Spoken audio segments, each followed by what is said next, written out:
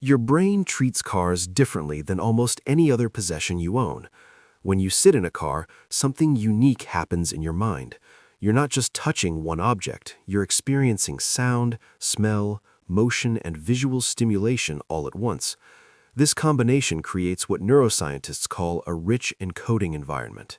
Your hippocampus, the brain region responsible for memory formation, becomes highly active during these multisensory moments. Think about your first car for a moment. You probably remember it more vividly than furniture you owned at the same time. There's a reason for this. First-time experiences create stronger neural pathways in your brain. The excitement, the freedom, the slight fear of driving alone, all these emotions act like highlighters in your memory system. They tell your brain this moment matters. Cars also benefit from something called episodic memory anchoring. Every time you drive somewhere important, your brain links that destination to the vehicle itself. Your car becomes a container for dozens or even hundreds of significant moments: a job interview, a first date, rushing to the hospital. Each journey adds another layer to the memory. What makes this even more powerful is repetition. When you take the same route daily, perhaps driving to work or taking your kids to school, you're strengthening these neural connections. Your brain doesn't see this as monotonous, it sees patterns worth remembering. Over months and years, your car becomes deeply woven into your life story. It's not just transportation anymore, it's a physical bookmark in the chapters of your existence. This deep memory connection explains why people make seemingly irrational car purchases. You've probably seen someone buy a vintage model that costs more to maintain than a brand new vehicle. This is nostalgia bias at work. Your brain remembers the positive emotions from the past and downplays the practical concerns of the present. There's real comfort in recreating experiences that once made you happy. When you buy a car similar to one from your youth, you're trying to capture a feeling. Maybe it's the sense of freedom you felt at 17. Maybe it's the safety you experienced in your family station wagon. Your mind believes that owning that car again will bring back those emotions. Psychologists have discovered something called the reminiscence bump. Most of your vivid memories come from ages 15 to 25. During these years, your brain is forming your adult identity. Everything feels more intense and meaningful. The cars you experienced during this decade leave the deepest impressions. This is why a 50-year-old might desperately want the same model they drove at 20. Some people track down the exact car their parents owned. One man spent years searching for a 1987 Toyota Camry because it reminded him of road trips with his father. Another woman bought her mother's old Volvo model to feel connected after her mother passed away. These purchases trigger actual dopamine releases in your brain, the same chemical that makes you feel pleasure and reward. For a moment, buying that car genuinely makes you happier. Your brain rewards you for reconnecting with your past. But nostalgia isn't the only force at play. Cars also shape how you see yourself. When you choose a vehicle, you're making a statement about your identity. A truck says something different than a sports car. A minivan tells a different story than a convertible. You're not just buying transportation, you're buying a piece of how you want the world to perceive you. Once you own a car, something interesting happens. The endowment effect kicks in. This means you value something more simply because it's yours. Your car becomes part of your extended self. You might defend your choice even when others criticize it. You feel personal pride when someone compliments it. Think about the major moments in your life. Graduations, moves, career changes, starting families. You probably remember which car you had during each phase. These vehicles become chapters in your personal story. They're biographical markers that help you organize your memories. When you say, "back when I had the Honda," you're really saying, "back when I was that version of myself." Some people buy cars to reclaim a past identity.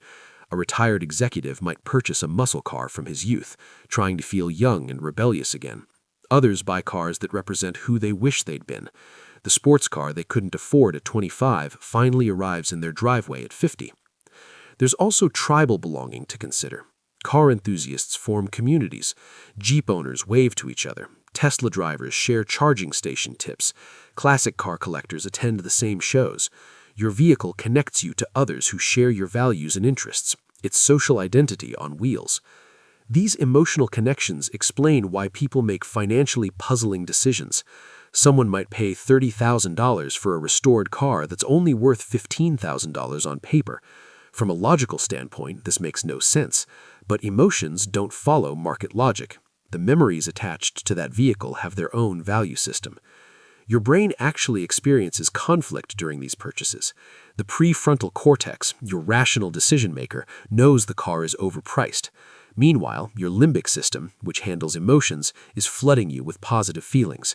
Most of the time, emotion wins. You find ways to justify the purchase afterward. Once you own a memory-linked car, the sunk cost fallacy takes over. You've already invested money in restoration and maintenance.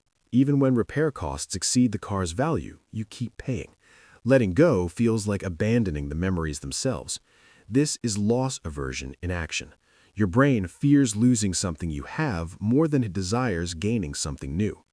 Car companies understand this psychology deeply.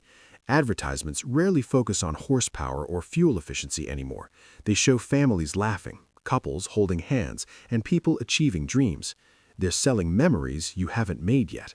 Some brands revive classic designs specifically to trigger nostalgia in older buyers. Here's the strange paradox. Most cars lose value the moment you drive them off the lot. They're depreciating assets, but in your mind, they're appreciating. Every road trip, every milestone, every ordinary Tuesday commute adds emotional value.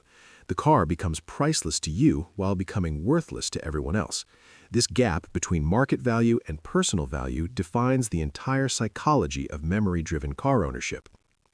This emotional investment can sometimes cross into unhealthy territory. Some people drain their savings maintaining multiple cars they never drive. They sacrifice their financial security for vehicles sitting in garages. The memories have become more important than their present well-being. This is when nostalgia stops being comfort and starts being destruction. Others accumulate cars they can't let go of. Yards fill with rusting vehicles that represent different life chapters. This hoarding behavior signals an inability to move forward. You're literally surrounding yourself with the past. If you find yourself unable to sell a car despite financial need, or if maintaining vehicles prevents you from living fully now, these are warning signs. Healthy attachment to memories looks different. You can honor your past without being trapped by it. Take photographs of meaningful cars before selling them. Write down the stories they represent. Some people create art or models of vehicles they've loved. These alternatives preserve the memory without the financial burden. Letting go doesn't mean forgetting. It means acknowledging that the memories live in you, not in the metal and glass. The road trip happened because of the people, not the car. The feeling of freedom came from your age and circumstances, not the vehicle itself. Balance is possible. Maybe you keep one meaningful car while selling others. Maybe you visit car shows instead of buying. Maybe you simply allow yourself to remember fondly without needing to possess. Your past shaped you, but it shouldn't own you. The healthiest relationship with memory is one that enriches your present rather than replaces it.